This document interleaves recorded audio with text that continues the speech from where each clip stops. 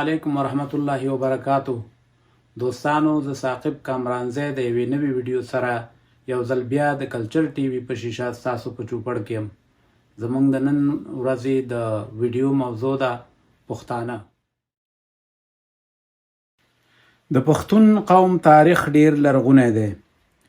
د تاریخ پوهانو له اقوالو دا قوم 15,000 کاله تاریخ لري او د ځینو تاریخ پوهانو له قوله 7,000 کاله پخوانی تاریخ لري. د پښتنو د تاریخ په اړه جلا جلا روایات موجود دي. بعضې مورخین وایي پښتانه د آریایي یا یوناني نسل څخه دي او د بعضې مورخینو یا تاریخ پوهانو له قوله دوی د قیس عبدالرشید له نسل څخه دي او د یو بل روایت له مخې دوی د اسرائیلو د یوې ورکې شوې قبیلې څخه دي. د نن ورځې په دې ویډیو کې به له تاسو سره د پښتون قوم لنډه پیژندنه او د پښتون قوم ځینې عنعنات وړاندې کوم. هیله لرم چې زما دا یوه وړه هڅه به ستاسو د پام وړ وګرځي. دوستانو، که تاسو زموږ یوټیوب چینل تر اوسه نه وي سبسکرایب کړی نو زموږ چینل سبسکرایب کړئ او ورسره خوا کې د بیل آیکن ضرور کېکاږئ. ښه راغلاست ملګرو. لکه څنګه چې مې وویل چې ځینې تاریخ پوهانو له انده پښتانه د بني اسرائیلو د یوې ورکې شوې قبیلې څخه دي. د دوی له قوله کله چې د بابل بادشاه بخت نصر په اسرائیلو حمله وکړه او په دوی یې د بېساري ظلمونو له وجې ځمکه تنګه کړه نو ځینې خلکو یې هجرت وکړ او د غور د غرونو په لمنو کې یې واړول چې د معاصر افغانستان یو ولایت دی او بیا له دې ځایه نورو ځایونو ته کډه شول. دوستانو، د حضرت یعقوب علیه السلام عبرانی لقب اسرائیل و نو په دې وجه د اولادې ته بني اسرائیل وایي. دا هم ویل کیږي چې قیس عبدالرشید هم د بني اسرائیلو نه نسل څخه و. کوم تاریخ پوهان چې وایي پښتانه د قیس عبدالرشید په اولاده کې راځي هغه وایي چې د پښتون قبیلې سردار قیس عبدالرشید د حضور پاک صلی الله علیه وسلم په خدمت کې حاضر شو او له هغه سره یې بیعت وکړ او مسلمان شو. هغه په یو جنگ یا غزا کې شرکت وکړ او بېساري بریاوې یې مسلمانانو ته راوړې نو حضور پاک صلی الله علیه وسلم هغه ته بتان لقب ورکړ. دوستانو، بتان هغه لرګي ته وایي چې په بحري جهازونو کې په لاندنۍ برخه کې لګیږي او اوبه یې نشي خرابولی او دا لفظ چې کله بر صغیر یا اوسني هند، پاکستان، بنګلادیش، سریلنکا او نیپال ته راورسېده نو د بتان نه پټان شو. همدغه وجه ده چې نن په هندوستان او پاکستان کې پښتانه د پټان په نامه یادیږي. دوستانو، په پښتون قوم ډیرو تاریخ پوهانو څېړنې کړي او هر چا په خپل اند او نظر په یو چا پورې تړلی دي. خو د پښتون قوم لپاره دا خبره د ویاړ ده چې هم د موسی علیه السلام په ملګرو او هم د حضور پاک صلی الله علیه وسلم په سپاهیانو کې راځي. د پښتنو تاریخي پس منظر چې هر څه دی خو دا قوم د نړۍ په ملکونو کې میشته یو غیرتي قوم دی. پښتنو ته د خپلو عنعناتو او رواجونو په وجه د نړۍ له نورو قومونو یو جدا حیثیت حاصل دی چې زه یې دلته یو څو مهم رواجونه او عنعنات له تاسو سره شریکوم. اول، جرګه. جرګه د پښتون ثقافت یو مهم جز دی.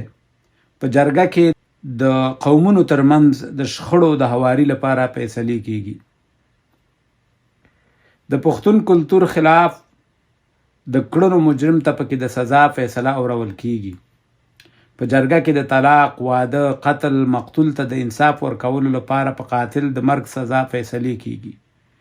ځینې وخت جرګه د مقتول کورنۍ ته جرګه کیږي او د قاتل د بخښلو هیله ترې کوي او په بدل کې جرګه فیصله کوي چې د قاتل او مقتول کورنۍ به یو بل کار نه لري او ترمنځ یې یو څه ضمانت معلوموي چې که هر چا د جرګې د فیصلې نه سرغړونه وکړه نو جرم به ورکوي چې مچلغۍ بولي او په ځینو سیمو کې ورته تیږه وایي. لویه جرګه. لویه جرګه بیا د دولتونو په کچه کیږي.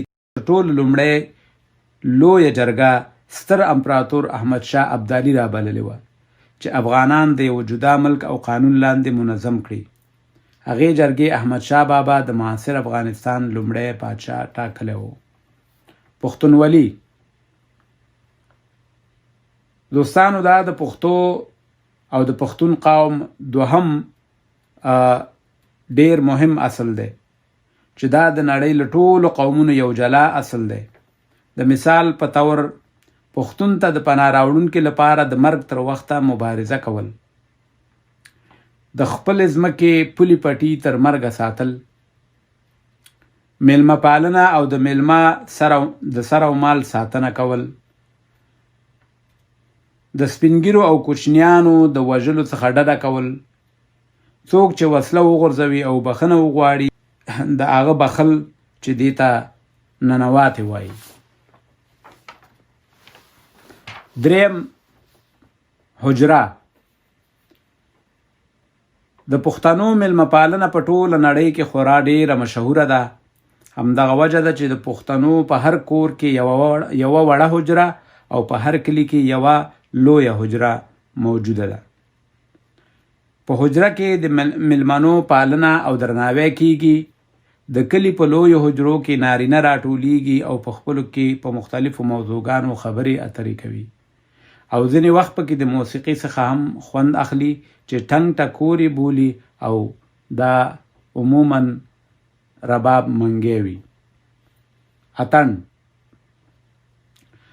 د خوشحالۍ په موقع د ګډا مراسمې د اتڼ څخه عبارت دي چې په دې کې ځوانان یا د پاخه عمر خلک په یوه دایره کې سره راټولیږي او ډول ته چې په منځ کې وي او دوی پر شا پر یو بل پسې تاویږي چې ملي اتڼ یې بولي. بعضې اتڼونه ځوانان د تورو سره کوي او بعضې بیا دسمالونه په لاس کې نیسي او اتڼ کوي. څلورم، ادب. لکه څنګه چې پښتو ژبه لرغونې ده همداسې د پښتو ادب هم لرغونی دی. د ځینو ژب څېړونکو له قوله پښتو 2000 کاله پخوانۍ ژبه ده. د پښتو ژبې لومړی شاعر امیر کروړ سوري بلل کیږي چې په 8مه میلادي صدۍ کې لومړی شعر ووایه: زه یم زمری په دې نړۍ له ما اتل نشته، بل په کابل نشته، بل په زابل نشته. دوستانو، د یو بل روایت له مخې د ایران پادشاه داریوش چې د 522 نه تر 486 قبل میلاد پورې بادشاهي کړې ده، د پښتو ژبې 3 مصرۍ لیکلي چې په میخي رسم الخط باندې لیکل شوي دي. نو د دې روایت له مخې پښتو 2000 کاله لرغونې ده.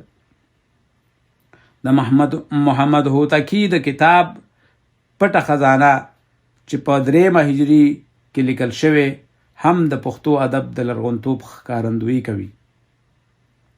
دوستانو، دا د پښتون قوم ژوند، ادب او ثقافت ته یوه لنډه کتنه. که مو ویډیو خوښه شوې وي لایک او شیر یې کړئ او په کمنټ کې را سره خپل نظر ضرور شریک کړئ. ډیره مننه. ستاسو ورور ثاقب کامرانزی.